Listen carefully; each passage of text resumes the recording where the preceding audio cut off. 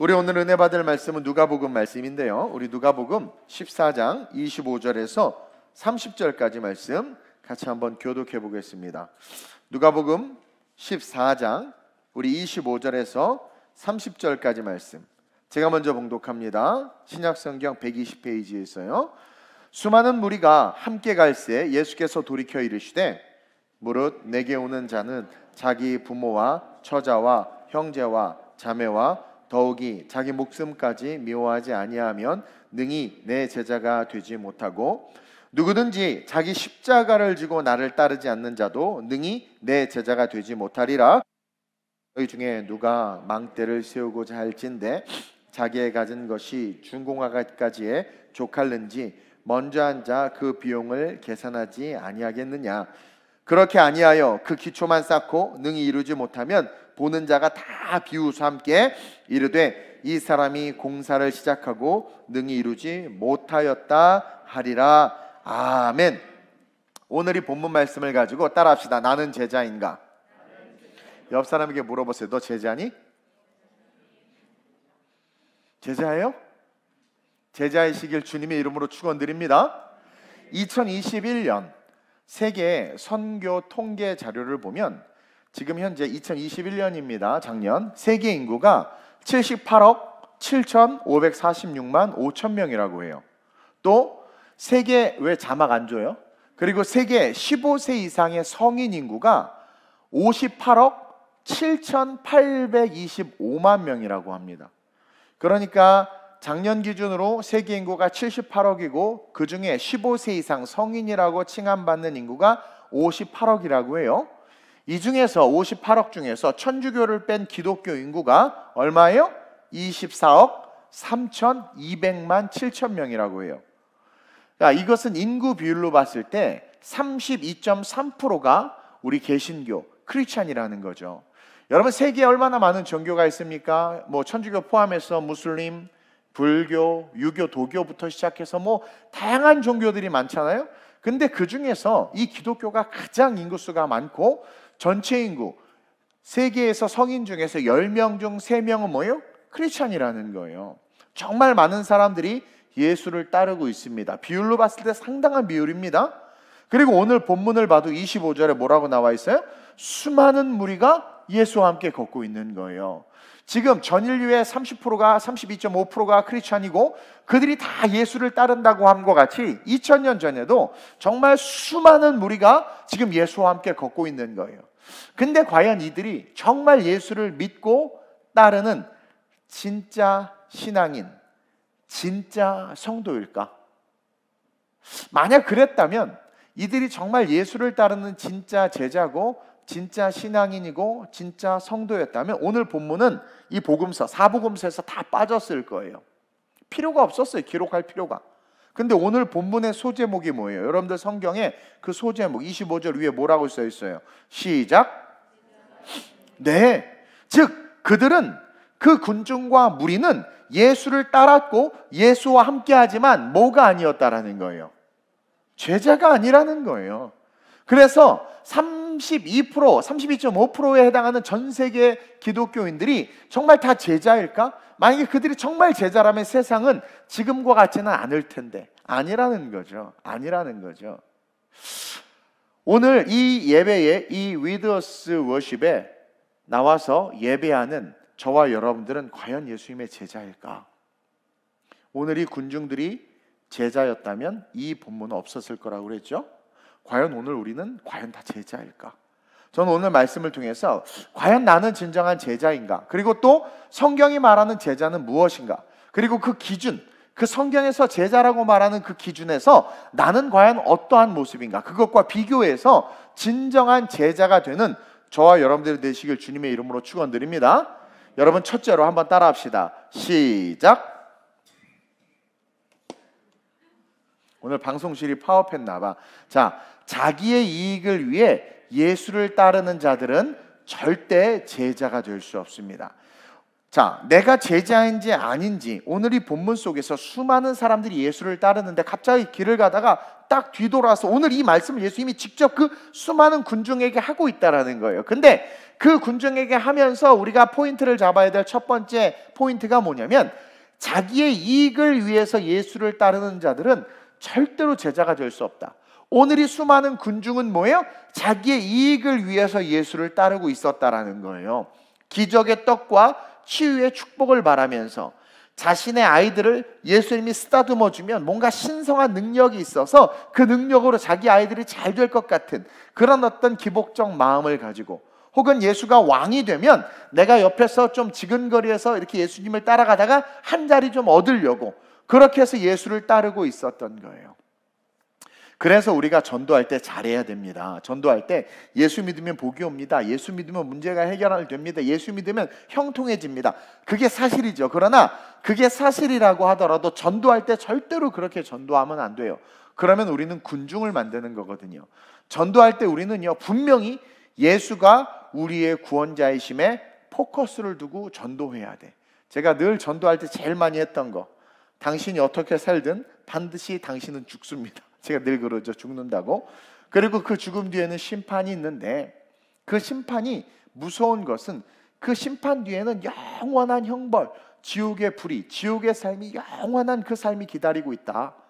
당신이 구원받고 천국 갈 수 있는 유일한 길은 예수 그리스도뿐이며 오직 그분을 믿음으로 말미암아 구원받을 수 있다. 예수 믿고 천국 갑시다.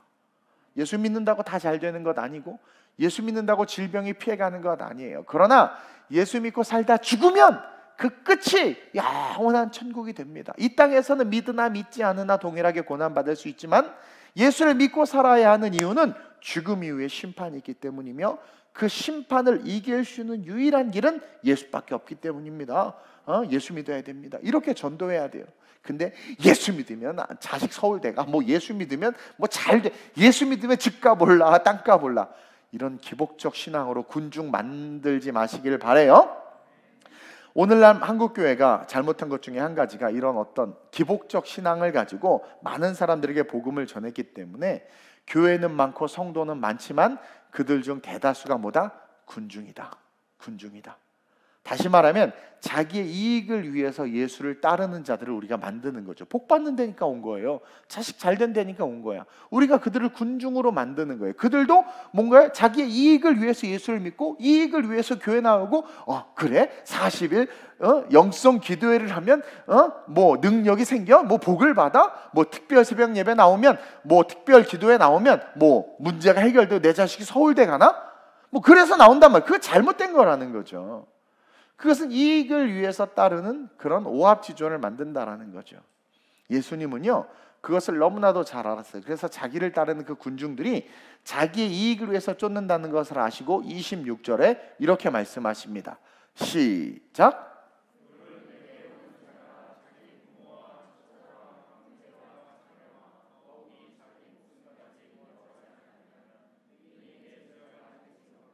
보세요. 갑자기 수많은 무리가 함께 가는데 예수께서 돌이켜서 확 뒤돌아가지고 이르시되 무릇 내게로 오는 자가, 이거 뭐야? 오지 말라는 거지. 야, 니네 엄청 겁나게 무섭게 따라오는데, 야, 니네 지금부터 내가 하는 말 잘 들어. 무릇 내게로 오는 자가 너희들의 부모, 처자, 형제, 자매, 더욱이 니네들 목숨까지 미워하지 아니하면 내 제자 될 수 없어. 그러니까 그들은 제자가 아니라 어떤 프로핏, 이익을 위해서 예수를 쫓는 자들이었고, 그것을 아는 주님은 그것을 원치 않았어요. 왜냐하면 그렇게 왔다가 실망할 걸 아니까. 왜? 그렇게 왔다가 고난과 고통을 받으면 도망가고 예수를 저주할 걸 아니까, 나를 따르려면 너 자신을, 네 목숨까지도 미워하고 부모도 미워하고 처자식도 미워할 수 있어야 돼. 그래서 이 문장에서의 방점이 어디에 있느냐?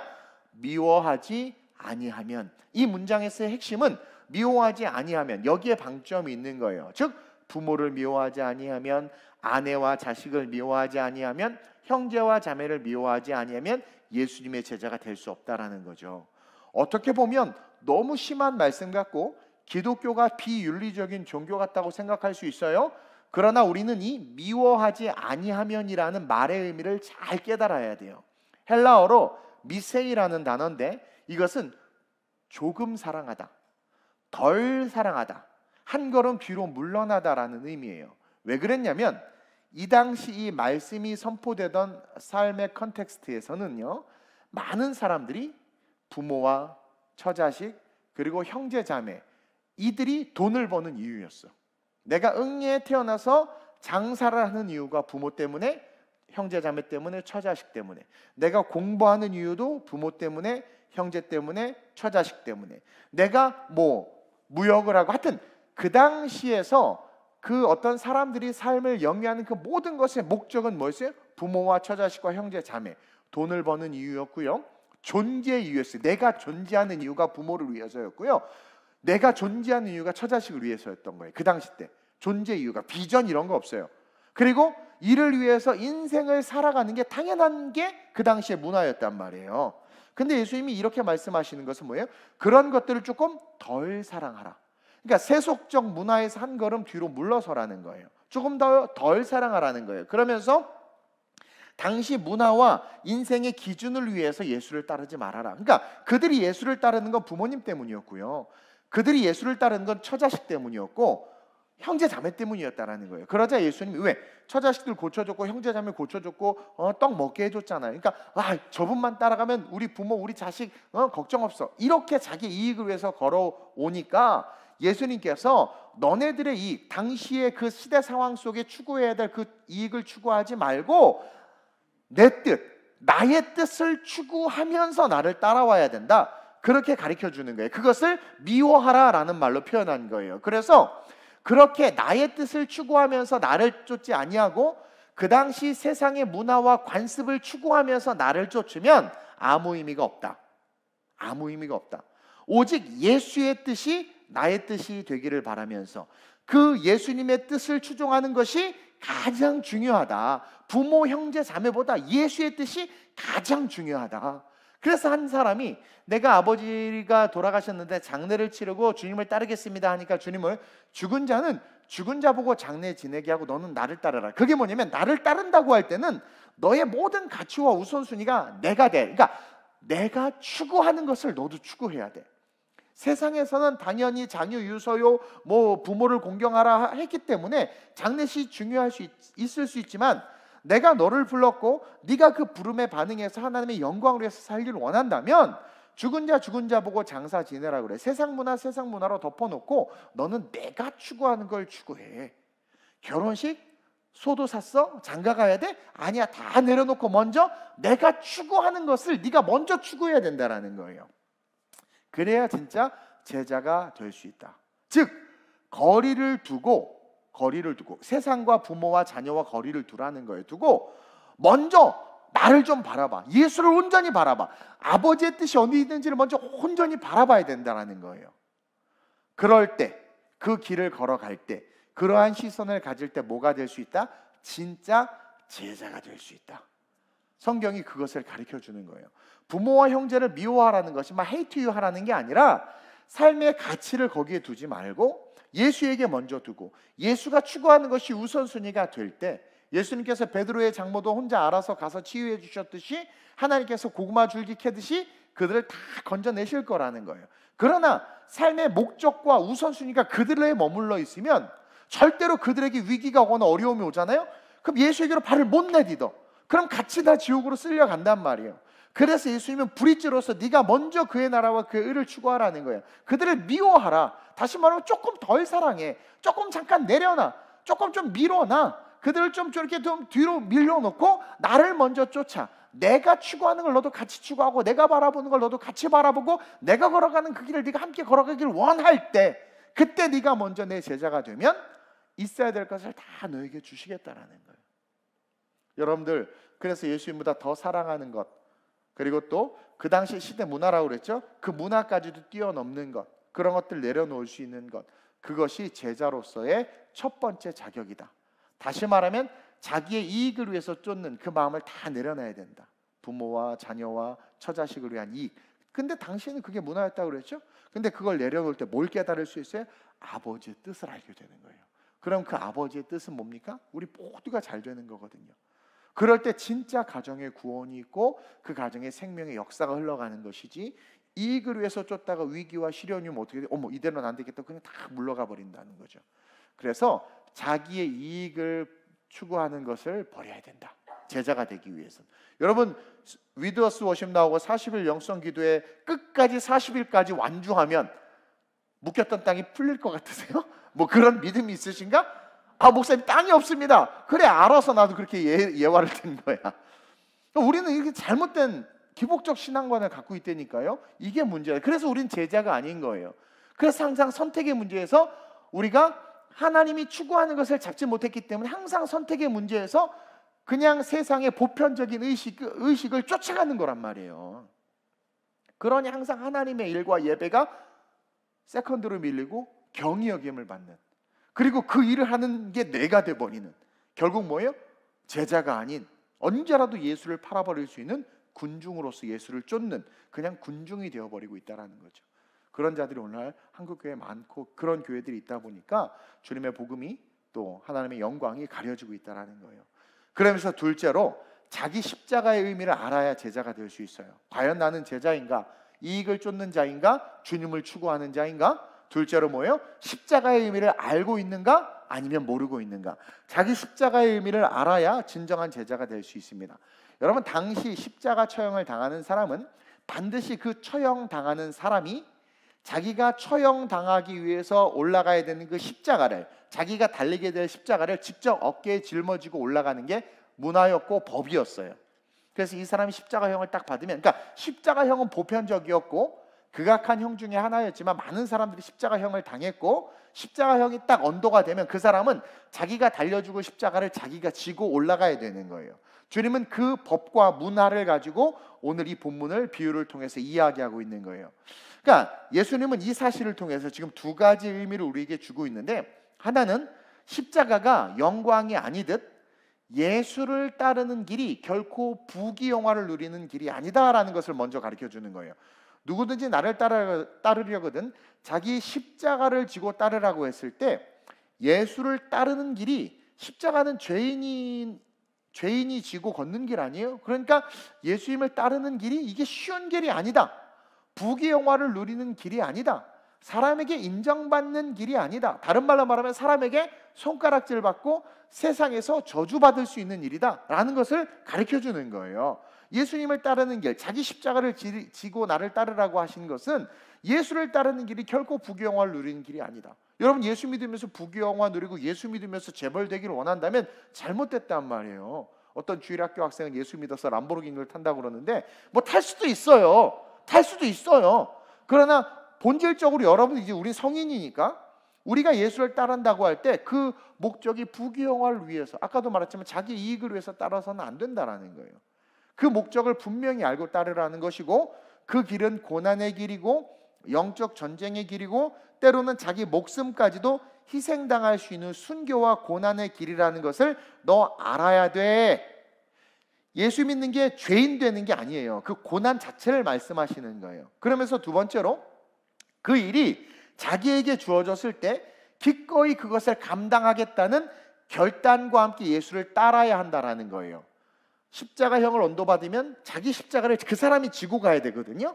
그것처럼 너 나를 따른다고 했을 때 그 길 가운데 혹여나 네가 감당해야 될 어떤 문제와 시련과 역경이 온다면 너 그거 네가 지고 가야 돼. 그게 부모든 물질이든 질병이든 그게 어떤 것이든 그것을 네가 지고 가야 되는 게 제자야.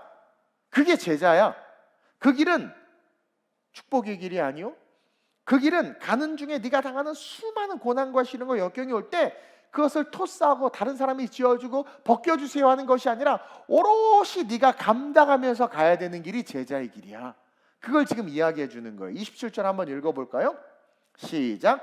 누구든지 자기 십자가를 지고 나를 따르지 않는 자도 능히 내 제자가 되지 못하리라. 즉 냉정하게 판단해야 돼.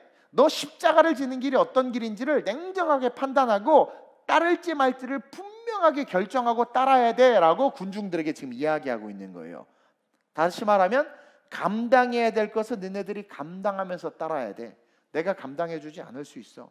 너네들이 감당하. 때로는 욕을 먹고, 그쵸, 40에서 하나 가만 매를 맞고 스데반처럼 돌로 얻어맞고 거짓 증인들에게 둘러싸이기도 하고 뭐 여러 가지로 부모에게 버림받기도 하고 여러 가지 일들이 있을 때 그걸 나한테 해결해 달라고 하다 막 원망하거나 해서는 안 되고 니네들이 감당해야 돼. 감당하면서 나를 따라야 돼. 정확하게 헤아려서 네 스스로 판단해서 나를 따르라라는 거예요. 나를 따르라라는 거예요. 이렇게 발음이 안 돼 오늘. 네가 원치 않는 방향으로 내가 너를 이끌어도 그 원치 않는 방향으로 걸어갈 수 있어야 된다는 거예요. 그래서 예수님은 28절에 그것을 부연해서 설명해 주고 있어요. 뭐라고 이야기하냐면 망대를 세우는데 예산이 얼마가 들고 기간이 얼마가 드는지를 파악하고 나서 지금 내가 그 정도 예산이 있나? 헤아려 보고 그리고 그 기간 안에 일을 끝낼 수 있나? 냉정하게 판단해서 공사를 시작해야지 자기 스스로를 자기의 예산도 파악하지 않고 그 기간 안에 공사가 완공될 수 있을지 없을지 플래닝을 하지 않은 상태에서 공사를 시작하면 어떻게 돼요? 30절에 이르되 이 사람이 공사를 시작하고 능히 이루지 못하였다. 신앙생활 하겠다고 예수 쫓겠다고 주를 위해서 살겠다고 해놓고는 결국 용두사미가 되어버리고 주님의 영광을 위해서 헌신하겠다고 해놓고는 시험이 딱 오니까 그냥 도망가 버리는 그런 일이 된다라는 거예요. 비유로 설명해 주는 거예요. 그러면서 자, 망대를 세우려고 할 때 너 예산 얼마 있어? 사람 얼마 있어? 이 기간 내에 끝낼 수 있어? 오케이, 그럼 시작해. 너 예수님을 따르고 싶어? 그럼 자기 십자가, 너 부모와 형제와 처자식과 거리를 둘 수 있어?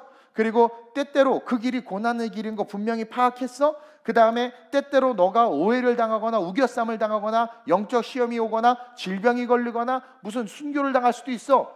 오케이? 그래도 오케이, 다 헤아렸어? 그래도 십자가 질래? 물어보는 거란 말이에요. 그게 제자란 말이에요. 그 모든 것을 알기에 예스 로드, 알겠습니다, 그렇게 내가 가겠습니다. 그래서 누구든지 나를 따르거든 자기를 부인하고 자기 십자가를 지라는 게 그거예요. 자기를 부인하다, 하나님의 뜻을 추구한다, 십자가를 진다. 이 길이 행복의 길이 아니고 축복의 길이 아니고 고난의 길이다. 그리고 내가 져야 한다. 그 과정에서 벌어지는 수많은 시련과 역경을 그분의 뜻을 추구하기 때문에 내가 감당해야 된다. 너 그럴 수 있어? 자, 망대 또 밑에 나오죠. 전쟁을 하려고 하는데 저 상대방하고 싸웠을 때 이길 것 같아, 질 것 같아? 질 것 같으면 빨리 화평을 청해야 돼. 이길 것 같으면 싸워. 근데 그것도 모르고 적이 오니까 그냥 됐다 싸웠다가 패배하면 얼마나 창피하겠느냐. 망대 세우겠다고 기공식 벌리고 막 했는데 중간에 돈이 뚝 끊어져서 뭐야 이거, 주님의 영광을 위해서 살겠다고, 헌신하겠다고, 기도의 용사가 되겠다고, 절대 예배 빠지지 않겠다고, 작정기도 하겠다고 나한테 여러 명이 얘기했거든요. 중간에 다 나가 떨어져. 작정기도를 하기 위해서는 저녁에 알바를 빼야 되고 레슨을 빼야 되고, 작정기도를 하기 위해서는, 그렇죠? 다 헤아려서 말하세요. 제발 헤아려서 말하세요. 좀 열받게 하지 말고. 기다려도 안 와. 기도한다고 해도 안 보여. 그러니까 그렇게 용두사미들이 너무 많아지는 거예요. 그러니까 오늘날 이 시대에 군중은 많은데 제자가 없는 거죠. 그래서 어떤 시련이 팍 와요. 그럼 제자들은요, 눈물을 머금고, 그래 자기 십자가를 지고 내가 따른다고 내가 고백했기 때문에 눈물을 머금고 지고 간단 말이에요. 제가 개척하고 걸어오면서 그렇게 걸어가고 있고 지고 간단 말이에요. 근데 군중은 막 들려서 제자인 줄 알고 막 떠들었다가 갑자기 퐁 시험을 왜 나만 겪는 고난이지? 하고 돌아가 버린다는 거죠. 그래서 대충 시작했다가 신앙, 대충 사역했다가 대충 개척했다가 무너지고 넘어지는 사람들, 결국 교회와 하나님의 나라를 의도하지 않게 자기가 회파하는 자들이 되어버리고, 결국은 가족과 이웃에게 비웃음을 당하는 사람들이 되어버리고, 하나님과 교회까지도 비웃음거리로 만드는 그런 일이 되어버린단 말이에요. 그런 존재들이 되어버린단 말이에요. 28절 30절 볼까요? 시작. 너희 중에 누가 망대를 세우고자 할진대 자기의 가진 것이 준공하기까지에 족할는지 먼저 앉아 그 비용을 계산하지 아니하겠느냐. 잘 헤아리라는 거예요. 예수를 따르는 그 길을, 선교의 그 길을. 그렇게 아니하여 그 기초만 쌓고 능히 이루지 못하면 보는 자가 다 비웃어. 오늘날 한국교회 얼마나 많이 비웃습니까? 우리 크리스찬들 얼마나 많이 비웃어요.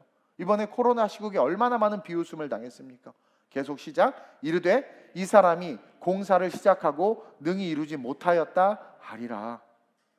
정말 예수를 믿고 따르기로 작정했다면 어떤 고난이 올지, 시련이 올지, 어떤 변수가 올지 몰라. I don't know. 그러나 just keep going. 모든 것을 잘 헤아려서 난 이겨낼 거야. 정말 충격적인, 우리 선교사님들 보면 선교제 갔다가 자식이 강도한테 총 맞아 죽었어. 그리고 우리 필리핀 아는 선교사님 한 명은 성도가 어떻게 돼요? 선교사님 죽이고 그 선교비를 갈취했어요. 이런 일들이 일어나. 그러니까 어떻게 돼? 필리핀을 저주하고 욕해? 아니요. 아내와 자식들이 계속 남아서 그들을 섬겨. 그러니까 아예 다 헤아리는 거야. 선교 갈 때는 이런 일도 있을 거야, 저런 일도 있을 거야, 애도 날 거고 결혼도 할 거고 뭐 여러 가지 다 헤아려서 그래도 난 그런 선택하시길 주님의 이름으로 축원해요. 저도 그렇게 그러니까 그걸 아니까 제가 신학 안 하려고 발버둥 치고 정동진까지 가서 기도했던 거 아니겠어요? 그리고 나서 딱 일단 결단하니까 어떻게 됩니까? 뒤도 안 돌아보고 그냥 달려갈 길과 주 예수 그리스도의 사명만 보고 걸어간 거 아니겠어요? 그게 진짜 제자다. 어떤 변수가 올지 모르지만 나는 이겨낼 거야. 결단할 거야. 그리고 정말 너무 충격적인 변수가 와도 어떻게 돼요? 믿음으로 걸어가는 거죠. 그런 자들만이 제자가 되고 그런 자들만이 세상을 바꿀 수 있는 거예요. 환경 탓하고 상황 탓하고 도망가는 자들은 거짓 제자들이라는 거죠. 그래서 순교까지도 각오하며 죽을 수 있는 것. 제가 선교 때 몇 번 느꼈지만 두려움을 영적 공격을 몇 번 당했는데 진짜 죽음에 대한 공포까지도 얘기했죠. 수백 명, 필리핀 수십 명, 한 100여 명, 100명 넘어 한 200명이 안수받겠다고 나오는데 제가 그 틈으로 들어서 막 안수한단 말이에요. 땀이 범벅이 돼. 근데 순간 기도하는 중에 누군가가 칼로 나를 찔러 죽일 것 같은 그 공포감이 확 밀려오는 거예요. 그러니까 눈을 뜨고 싶은 거예요. 무서운 거예요. 눈을 감고 안수하는데 거기 뭐 동성애자들 있죠. 뭐 약물 중독자들 있죠. 뭐 냄새는 기가 막힌 냄새들이 나죠. 또 우리 사역자들은 또 다들 은혜 치고 다 눈 감고 나를 안 봐. 나를 안 지켜주고 눈 감고 다 저를 흩어져서 기도하고 있죠. 네.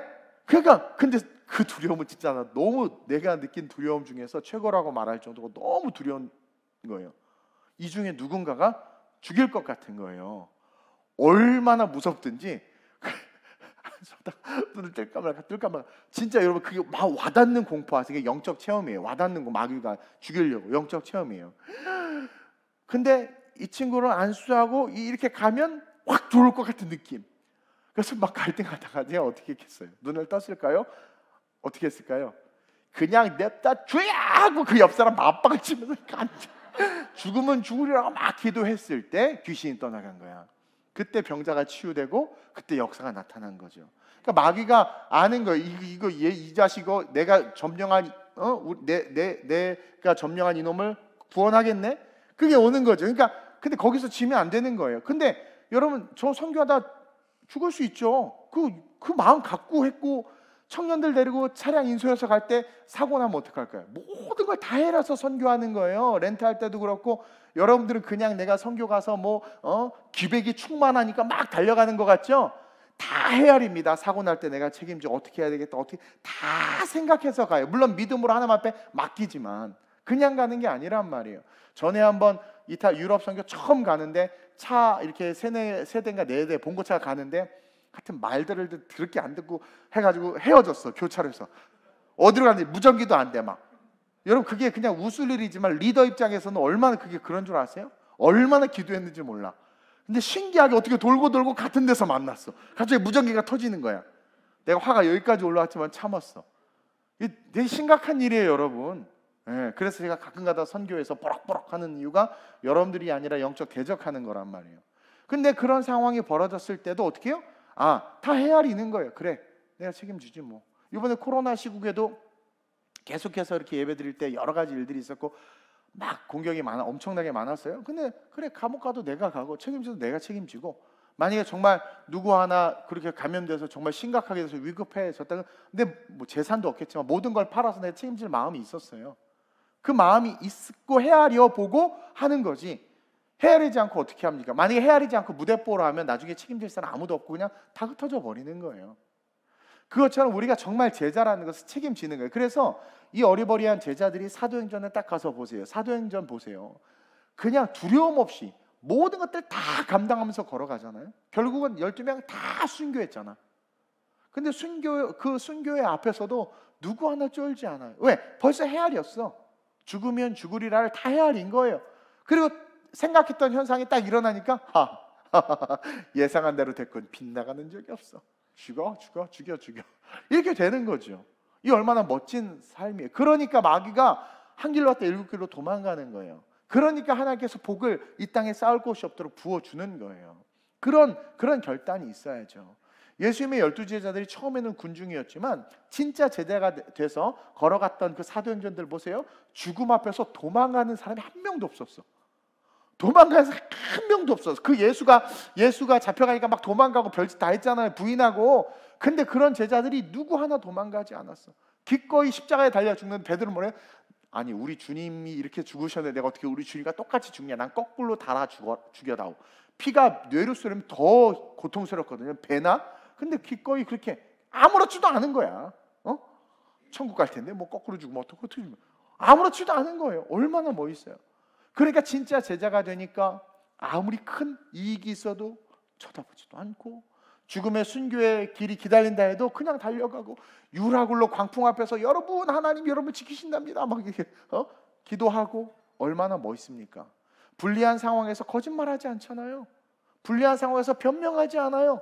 정말 12제자들 그렇게 제자가 되면. 근데 군중들은 불리한 상황에서 거짓말하고 종려나무 가지 흔들다가 돌멩이로 바꿔버리잖아요. 늘 변명하잖아요.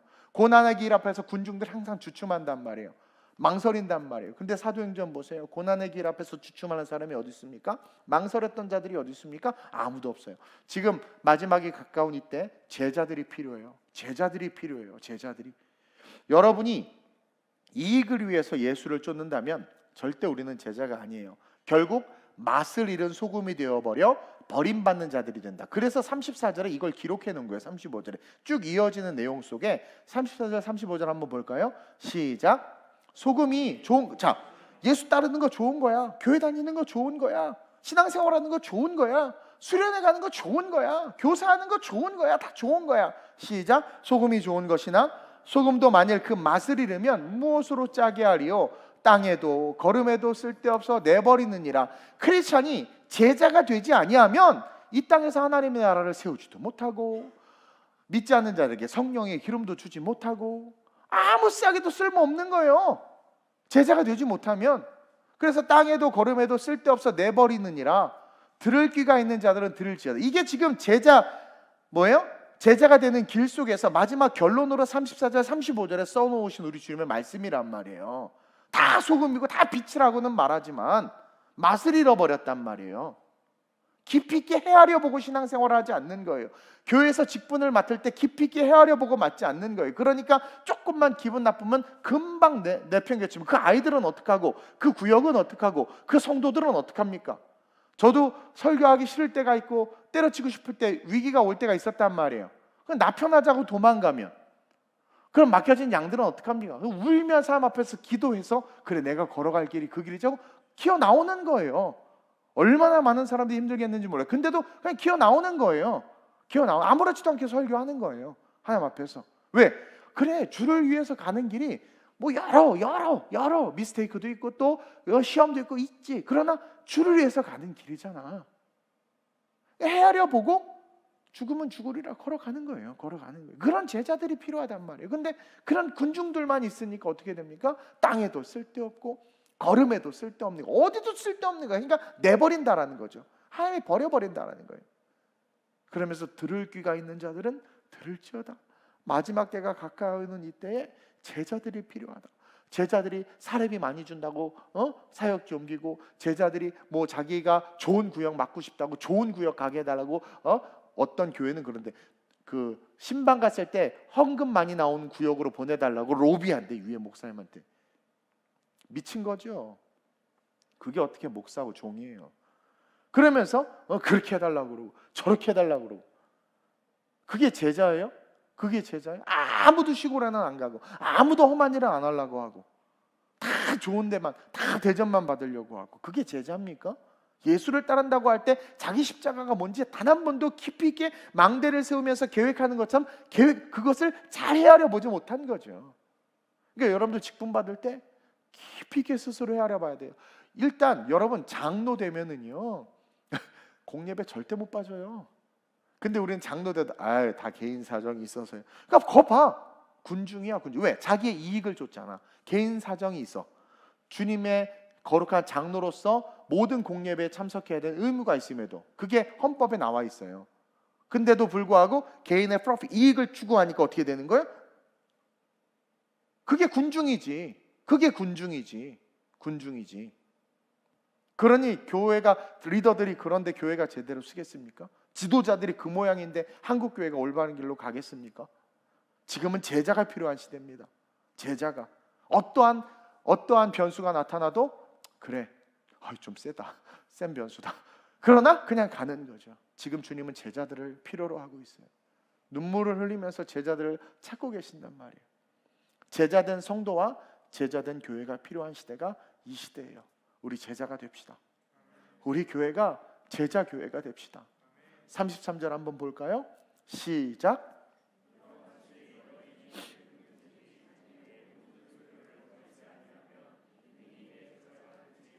그래요. 그것을 소유라고 지금 우리 주님이 정의해 주고 있잖아요. 부모, 자녀, 형제, 이익 다 소유예요. 그 소유를 버려야 돼. 소유는, 여기서 말하는 소유는 이익을 말하는 것이고, 현세적 축복을 갈구하는 것을 말하는 거예요. 이 이익은 그것을 버려야 된다는 거예요. 그래서 이 소유는 십자가와 대조되는 거예요. 십자가는 모든 것을 버리는 것을 상징이고, 소유는 모든 것을 갖겠다는 거 아니겠어요? 이게 지금 두 개가 대치점으로 나오는 거란 말이에요. 그러면서 우리로 하여금 이 소유를 버려라, 십자가를 붙잡아라, 다 줄 수 있어야 된다라는 거예요. 즉 자기의 이익을 위해서 예수를 쫓는 마음을 다 버려라. 예수님은 우리를 얻으려고 자기의 모든 것을 버리지 않았느냐? 이게 제자다. 그것을 버리고, 이익을 버리고 예수님의 이익을 위해서, 예수님의 그 뜻을 추구하기 위해서, 즉 현세가 아니라 내세의 축복을 갈망하면서 세상과 미워하라. 조금 미세히 거리를 좀 둬라. 너가 좋아하는 것과 조그만 거리를 좀 둬. 당분간 네 습관, 네 악한 그런 것들과 조금 거리를 좀 둬. 그럼 어떻게 돼요? 이 안에서 우리는 훈련되어지고 성령의 충만함을 받게 되면 그제서야 끊어지고, 그리고 건져내고 싸워서 이길 수 있는 힘이 생긴단 말이에요. 그래서 거리를 두고 자기 십자가, 스스로 헤아려서 고통을 기꺼이 감당하겠다고 다짐하면서 주님 앞으로 나아가서 주님께 크게 쓰임받는 제자들이 되라. 지금 이렇게 이야기하고 있단 말이에요. 그러면서 양을 잃은 비유, 드라크마의 비유를 통해서 그만큼 우리를 사랑하시는 그 사랑을 깨달아 제자가 돼서 너희들도 주님이 우리를 사랑함과 같이 영혼 구원을 위해서 힘쓰는 진정한 주님의 자녀가 되라 이야기하면서 말씀을 쭉 이어가고 있는 겁니다. 지금 이 시대에 제자가 필요합니다. 우리 이 시간 한번 기도합시다. 우리가 주님을 쫓는 데 있어서 어떻게 보면 사실 우리가 기도하고 간구하는 것도 우리의 이익을 위해서죠. 물론 필요할 수 있어요. 그러나 우선순위, 먼저라는 게 있단 말이에요. 먼저 우리는 우리의 이익을 버릴 수 있어야, 우리의 이익을 내려놓을 수 있어야 돼요. 군중이 아니라 제자가 먼저 돼야 돼요. 그래서 제자가 돼야 이 성경에 나온 말씀들, 능력과 축복이 실제가 되는 거예요. 군중은 잠깐은 맛을 볼 수 있어요. 단회적인 은혜는 경험할 수 있어요. 그러나 그것이 그 사람의 것이 될 수가 없단 말이에요. 소유로서의 은혜와 능력이 될 수 없는 거예요. 그러나 제자는 그게 된단 말이에요. 제자는 하나님, 내가 제자 되게 하여 주옵소서. 세상의 것들을 내려놓고, 하나님, 내가 사랑하는 것들과 조금 거리를 두고, 그들을 미워하라는 뜻을 알았습니다. 조금 거리를 두고 망대를 헤아림과 같이 십자가를 짓는 것이 어떤 건지를 잘 헤아려서 하나님 그거 붙잡고 나가겠습니다. 그래서 나를 써주셔서 믿지 않는 우리 가정 다 변화시키게 하시고, 내가 서 있는 그 삶의 자리가, 내가 그 십자가 잘 헤아려 붙잡고 걸어가므로 내가 서 있는 삶의 자리가 하나님의 나라가 될 수 있도록 내가 쓰임받을 수 있게 해달라고, 내가 당신의 거룩한 제자가 되어서 십자가의 영광을 추구하며 이 마지막 이 시대 하나님의 기쁨 될 수 있게 해달라고, 나와 우리 교회를 써달라고 이 시간 간절하게 주님을 세 번 부르고 합심으로 전심으로 기도합니다. 주여!